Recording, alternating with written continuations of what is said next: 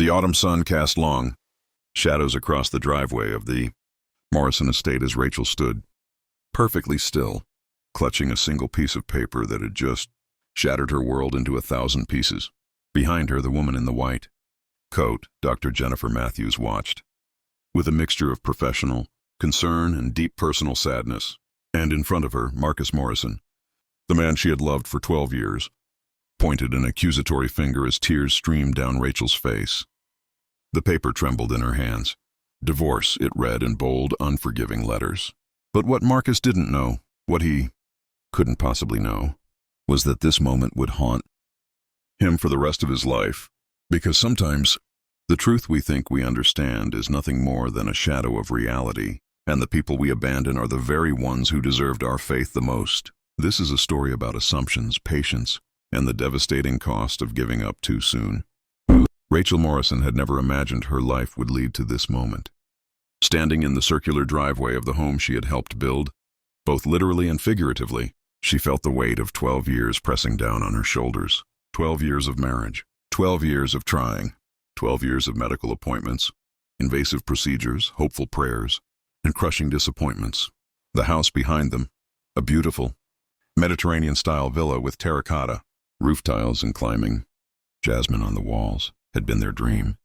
They had designed it together during their second year of marriage, back when everything still felt possible, back when Marcus would hold her hand during doctor's appointments and whisper that it didn't matter, that they had time, that they had each other. But time, Rachel had learned, can erode even the strongest foundation. "I can't do this anymore, Rachel," Marcus said, his voice rough with emotion. His dark suit was perfectly pressed, his tie perfectly straight. He had come from work for this confrontation. And somehow that made it worse. He hadn't even bothered to change, to make this moment feel personal instead of transactional. 5 years of fertility treatments. 5 years of watching you fall apart every month. I need to move on with my life. I want children. I want a family. Rachel's throat constricted. She wanted to speak, wanted to defend herself, but the words wouldn't come. Behind Marcus, she could see Dr. Matthews shifting uncomfortably, her medical bag clutched in her hands. The doctor had arrived only 20 minutes earlier for their regular consultation, only to walk into this nightmare. "Marcus, please," Rachel finally whispered, her voice breaking. "We can keep trying. Dr. Matthews said there are still options." "Options?" Marcus laughed, a harsh sound that cut through the gentle rustling of autumn leaves. "Rachel, we've exhausted every option. Every treatment, every procedure, every specialist from here to Boston. The answer is always the same. You can't give me children. You're infertile." The word hung in the air like poison, infertile, as if that single word defined everything she was, everything she could be, as if 12 years of love, partnership, and dedication meant nothing in the face of this one biological reality. Rachel looked down at the divorce papers in her hands. The legal terminology blurred through her tears, but she could make out enough. Irreconcilable differences. Division of assets. Marcus Morrison versus Rachel Morrison. "I've already signed them," Marcus continued, his tone businesslike now, as if discussing a merger rather than a marriage. "My lawyer says if you sign today, we can expedite the process. I'll be fair about the division. You'll get the condo downtown, your car, a reasonable settlement. But I keep the house, Rachel. This house was meant for a family. My family." Behind him, Dr. Matthews cleared her throat. "Mr. Morrison, perhaps this isn't the right time. With all due respect, Dr. Matthews, you've had 5 years to fix this. You haven't. So yes, this is exactly the right time." Marcus's jaw was set, his eyes hard. Rachel recognized that look. It was the same expression he wore during business negotiations, when he was closing a deal and wouldn't accept no for an answer. She was a deal he was closing. Rachel's fingers moved almost without her conscious thought. Fumbling for the pen Marcus held out to her. What was the point in fighting? What was the point in holding on to someone who had already let go? She had spent 5 years watching the love drain from his eyes, replaced gradually by resentment, frustration, and finally, this cold determination. But just as the pen touched paper, Dr. Matthews stepped forward. "Rachel, don't sign that, please." Rachel looked up, surprised by the urgency.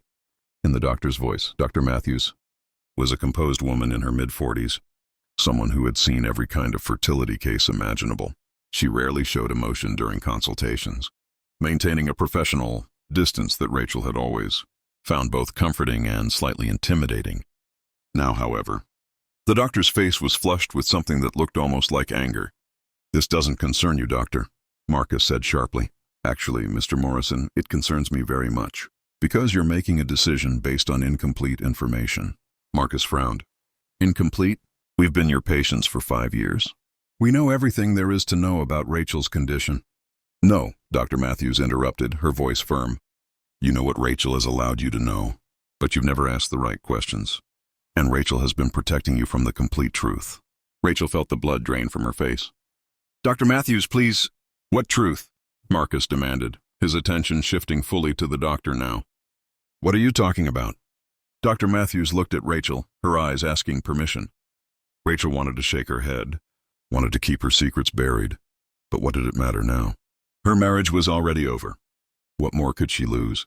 She gave the smallest of nods. Dr. Matthews took a deep breath. "The reason you and Rachel haven't been able to conceive has nothing to do with Rachel's fertility. She's not infertile, Mr. Morrison. You are." The silence that followed was absolute. Even the autumn breeze seemed to hold its breath. Marcus stared at the doctor as if she had suddenly started speaking a foreign language. That's impossible. We've done tests." "You've done tests on Rachel," Dr. Matthews corrected. "Extensive tests. Every possible examination and procedure, and every single time, the results showed the same thing. Rachel is perfectly capable of conceiving. Her reproductive system is completely healthy."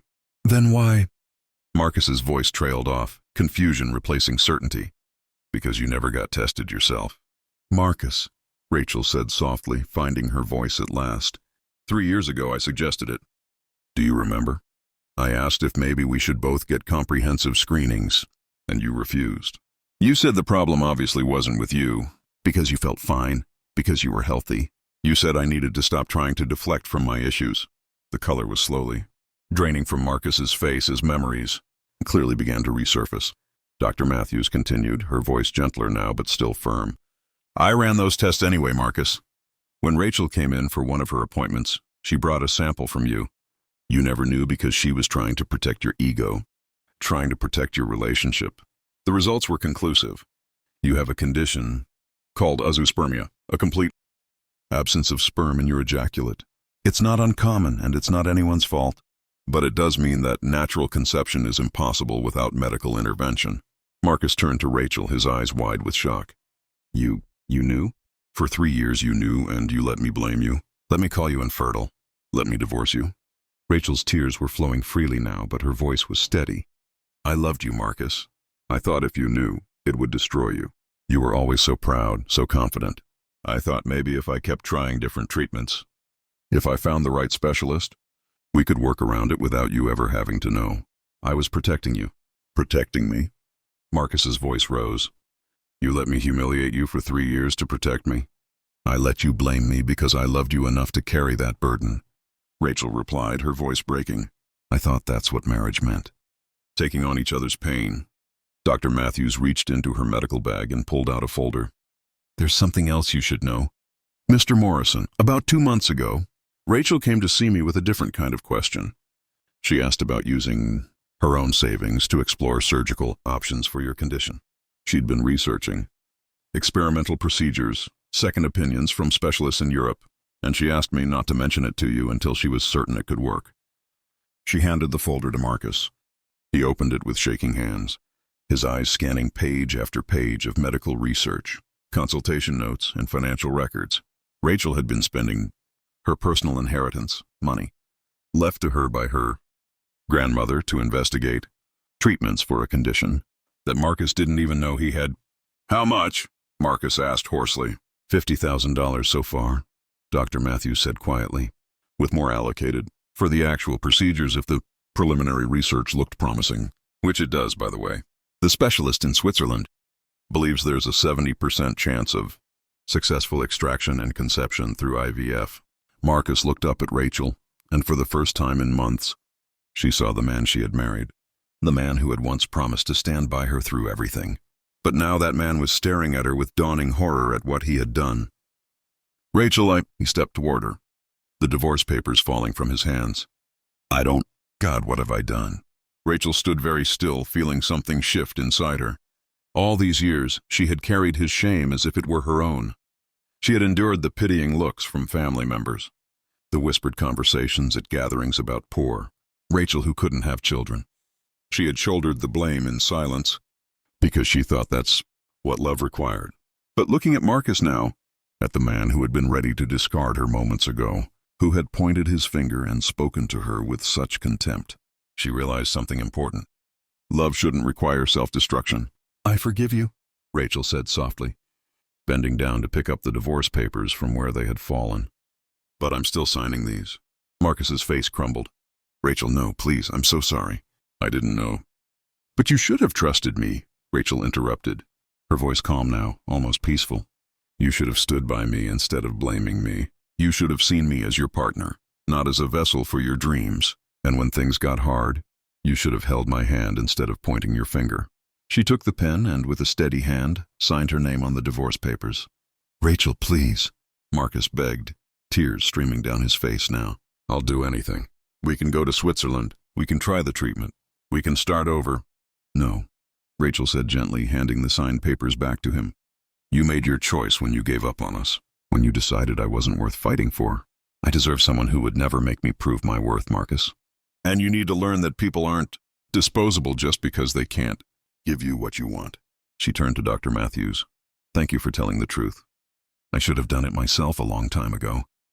Then, with her head held high, Rachel Morrison walked away from the house she had loved, from the marriage she had fought for, and from the man who had never truly deserved her sacrifice. Behind her, Marcus stood in the driveway, holding divorce papers and broken dreams, finally understanding the true cost of his impatience.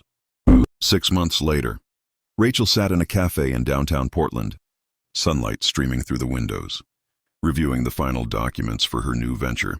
The settlement from the divorce had been generous, far more generous than Marcus had originally offered. Guilt, she supposed, was an expensive emotion.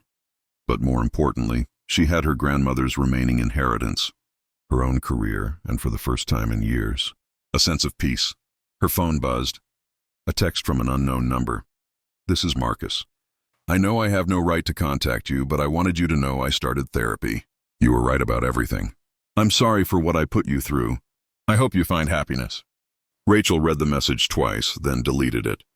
Not out of anger, but out of acceptance. That chapter of her life was closed. She had learned that sometimes the bravest thing you can do is walk away. And sometimes the person you need to save is yourself.